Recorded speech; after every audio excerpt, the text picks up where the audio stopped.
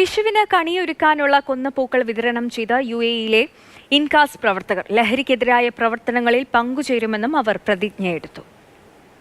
വിഷുപ്പുലരിയെ വരവേൽക്കാൻ കണിക്കൊന്നയുമായി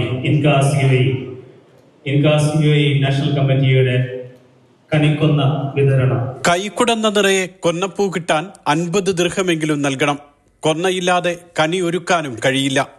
പ്രവാസി മലയാളികളുടെ ധർമ്മസങ്കടം മനസ്സിലാക്കിയാണ് UAE-യിലെ ഇൻകാസ് പ്രവർത്തകർ സ്നേഹത്തിന്റെ കൊന്നപ്പൂക്കൾ വിതരണം ചെയ്തത്.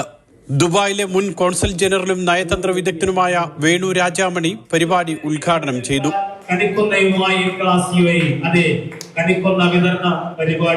എല്ലാ പ്രവാസി മലയാളികൾക്കും എൻ്റെ ഹൃദയം നിറഞ്ഞ വിഷു ആശംസകൾ ഞാൻ നേരുന്നു. എന്നും UAE-യിലെയും ദുബായിലെയും എല്ലാമുള്ള മലയാളികൾ കേരളത്തിനോടൊപ്പം നിൽക്കണം, കേരളത്തിലെ ജനങ്ങളോടൊപ്പം നിൽക്കണം. നമ്മളുടെ പുതു തലമുറയ്ക്ക് നമ്മുടെ സംസ്കാരവും നമ്മുടെ പൈതൃകങ്ങളും നമ്മുടെ ആഘോഷങ്ങളും ഒക്കെ എന്താണെന്ന് മനസ്സിലാക്കി കൊടുക്കുവാൻ ഇൻകാസ് UAE ആദ്യമായി ആ കണി കാണുന്നതിനുള്ള വിഷു പൂക്കണി സമ്മാനിക്കുന്ന ഒരു ആഘോഷ പരിപാടിയാണ്. ജീവിതമാണ് ലഹരി എന്ന സന്ദേശവുമായി ചടങ്ങിനെത്തിയവർ ലഹരി വിരുദ്ധ പ്രതിജ്ഞയെടുത്തു. ജനറൽ സെക്രട്ടറി SM ജാബിർ സ്വാഗതം പറഞ്ഞ ചടങ്ങിൽ ഇൻകാസ് UAE പ്രസിഡന്റ് സുനിൽ അസീസ് അധ്യക്ഷനായിരുന്നു.